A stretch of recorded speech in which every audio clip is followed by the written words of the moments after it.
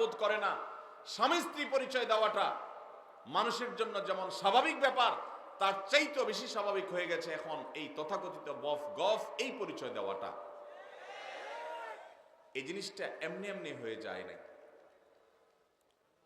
এ সমাজের শত্রুরা যারা কিছু হলে বিদেশে পাড়ি জমাবে, সরকারের ঊর্ধ্বতন কর্তৃপক্ষের সাথে বসা এক বৈঠকে বলেছিলাম, দেখেন ভাই, কিছু হলে অনেকে চলে যাবে ভারতে, অনেকে চলে যাবে আমেরিকায়।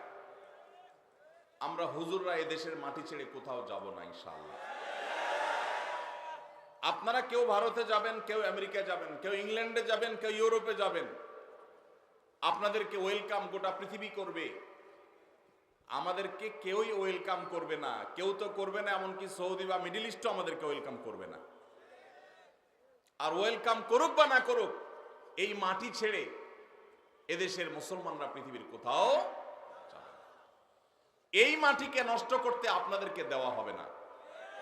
আপনারা এই মাটি নষ্ট করবেন, করে এরপরে বিদেশে পাড়ি জমাবেন, এদেশকে লুট করে নিয়ে চলে যাবেন, এরপরে বিদেশে গিয়ে স্বামী সন্তান নিয়ে বেঁচে থাকবেন। এটা আমরা মুসলমানরা ইনশাল্লাহ হতে দেব না। আমাদের এই সমাজকে নষ্ট করে সেখানে যুবকদেরকে চরিত্রহীন করে তাদের কাছে জেনা বেবিচারকে ডালভাত করে দেওয়ার জন্য এদেশের যে সমস্ত নাটক সিনেমাগুলোর দায় আছে, বিবাহ বহির্ভূত সম্পর্কের কারণে যত বাবা মার অবাধ্যতার ঘটনা ঘটেছে, যত অসামাজিক কার্যকলাপ হয়েছে, যত ভ্রূণ হত্যা হয়েছে, যত গর্ভপাত, অবৈধ গর্ভপাতের ঘটনা ঘটেছে, যত আত্মহত্যার ঘটনা ঘটেছে, যত শিক্ষার্থীর শিক্ষা জীবন ধ্বংস হয়েছে, ক্যারিয়ার ধ্বংস হয়েছে, তার সবগুলোর জন্য এই দেশে এই বিবাহ বহির্ভূত সম্পর্ককে নাটক সিনেমার নামে, নোবেল উপন্যাসের নামে যারা প্রতিষ্ঠিত করেছে, তারা এই সমস্ত অপরাধগুলোর জন্য দায়ী এবং তাদের বিচার হওয়া উচিত। আজ আমার মুসলমানের সন্তান, আমার যুবক ভাই, সে তার হারাম সম্পর্ক আছে কোনো মেয়ের সাথে, সে পরিচয় দিতে তার ন্যূনতম কোনটা হয় না। এক সময় কোনটা হতো, এর দায় আরেকটি জায়গায় গিয়ে পড়ে, সেটা হলো শিক্ষার নামে পাঠ্যপুস্তকের মধ্যে বিবাহ বহির্ভূত সম্পর্ককে স্বাভাবিকরণের একটা প্রচেষ্টা গত কয়েক বছর ধরে চলে আসছে। এটা নিয়ে আমরা কাজ করেছি। বছর দুয়েক আগে একবার সরকারের একটা এজেন্সির সাথে একটা দীর্ঘ বৈঠক হয়েছিল আমার এ বিষয়ে। সেখানে নোট নিয়ে গিয়েছিলাম, বলেছিলাম, ভাই বলেন, মুসলমান তো বটে, এদেশের হিন্দু, এদেশের খ্রিস্টান, এদেশের বৌদ্ধ, এদেশের যে কোনো ধর্মের মানুষের অনুসারীরা তারা কি বিবাহ বহির্ভূত সম্পর্ককে অ্যাপ্রিসিয়েট করে কি করে না, এটার উত্তর আমাকে দেন। এদেশের সকল ধর্মের মানুষ বৈবাহিক উপায়ে তারা সংসার করতে, পারিবারিক ব্যবস্থাপনা গড়ে তুলতে তারা অভ্যস্ত। এই কালচারটাই হলো এই মাটির কালচার।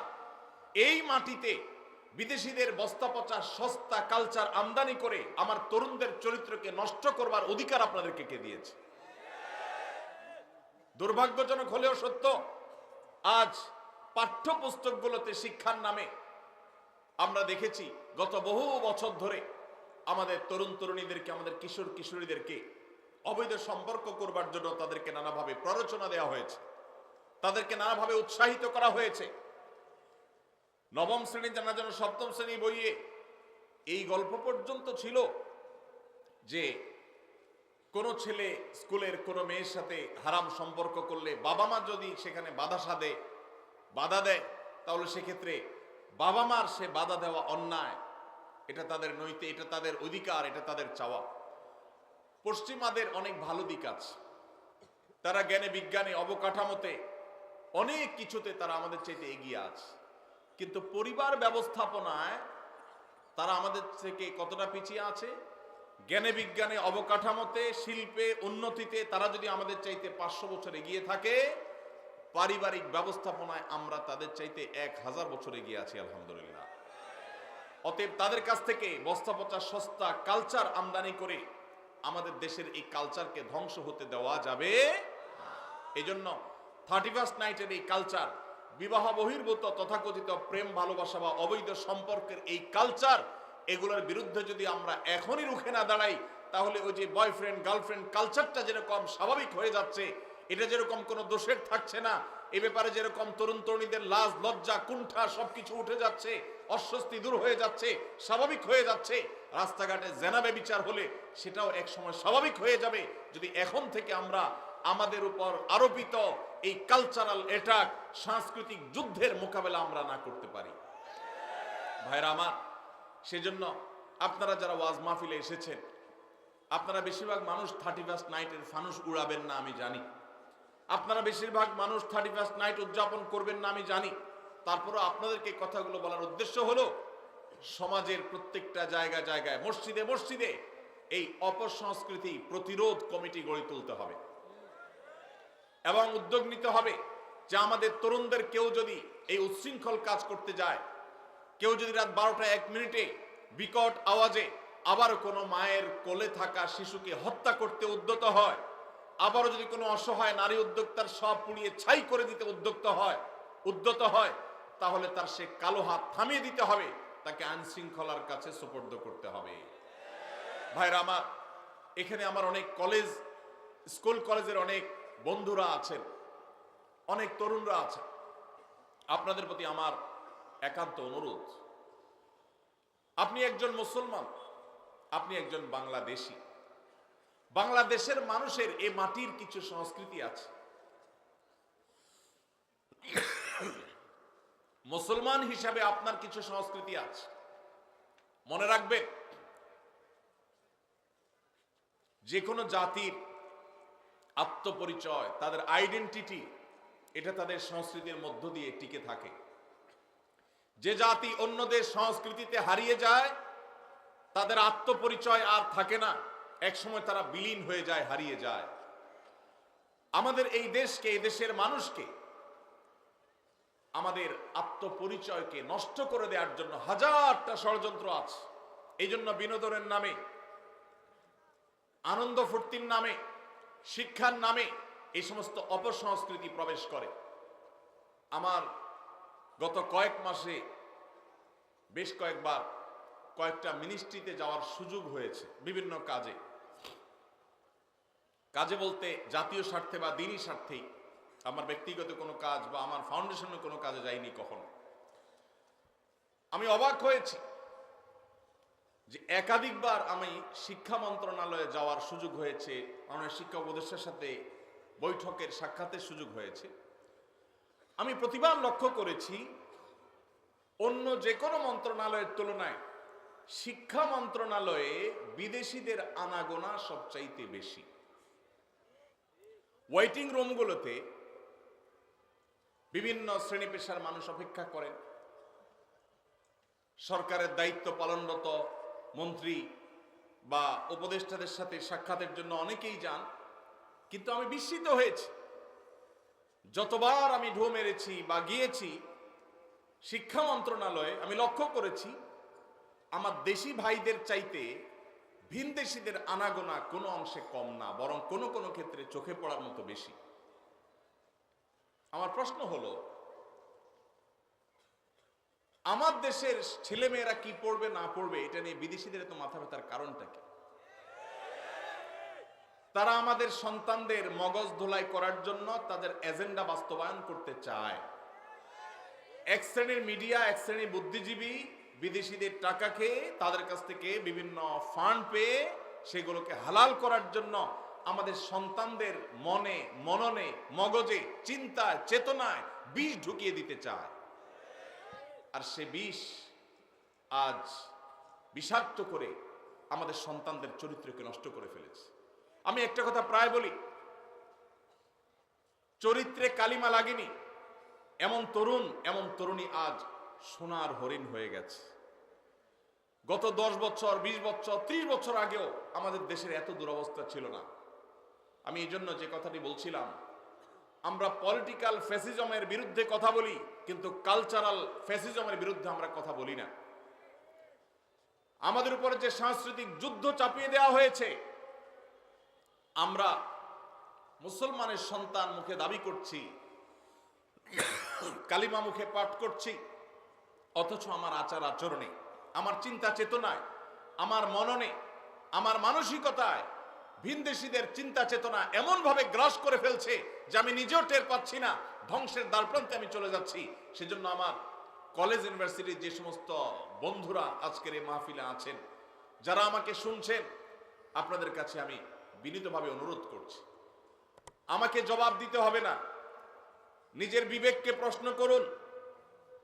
আপনি যখন 31st নাইটে আকাশে টাকা উড়াচ্ছেন বরং পোড়াচ্ছেন, ঠিক তখন যে বিল্ডিং এর ছাদ থেকে আপনি ফানুস উড়াচ্ছেন, টাকা পোড়াচ্ছেন, ওই মুহূর্তে আপনি নিচে তাকালে দেখবেন হয়তোবা রাস্তার ধারে শুয়ে আছে কোন বনি আদম।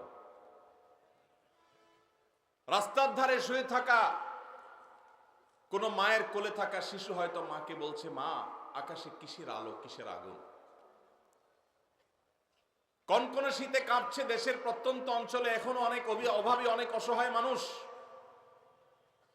এইরকম একটা পরিস্থিতিতে জাস্ট আপনি ফুর্তি করার জন্য অগ্নিপূজকদের কালচারকে আমদানি করে আপনি আকাশে টাকা পোড়াচ্ছেন।